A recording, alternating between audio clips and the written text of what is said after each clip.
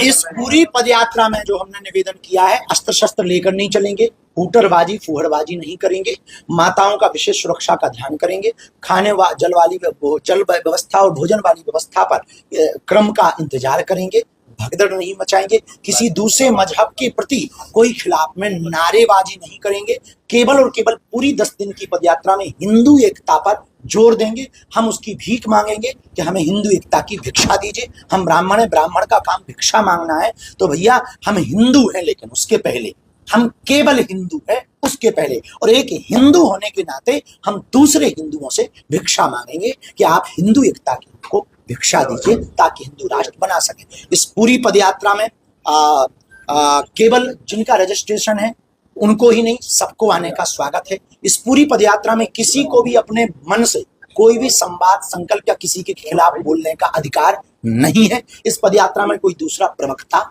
नहीं है। इस पदयात्रा का कोई सरकार से अपेक्षा या मांग नहीं है। इस पदयात्रा की केवल और केवल विचारिक यात्रा है, विचारिक क्रांति है। हम तलवारों की लड़ाई नहीं, विचारों की लड़ाई लड़ना चाहते हैं। इस पदयात्रा में सुबह राष्ट्रगान हनुमान चालीसा होगा, उसमें आपका सम्मिलित होना जरूरी है। 7 शपथ ली जाएंगी, उसमें आपका सम्मिलित होना जरूरी है। शाम को विराम के पहले हनुमान चालीसा किया जाएगा। 2 ध्वज चलेंगे, एक धर्म ध्वज सबसे आगे, एक धर्म ध्वज सबसे पीछे। उन धर्म ध्वजों को लांघना नहीं है, उसी के अंतर्गत रहना है।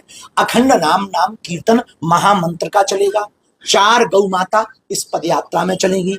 108 कमंडलधारी महात्मा इस पदयात्रा में चलेंगे। बागेश्वर धाम का मंडल इस पदयात्रा में चलेंगे।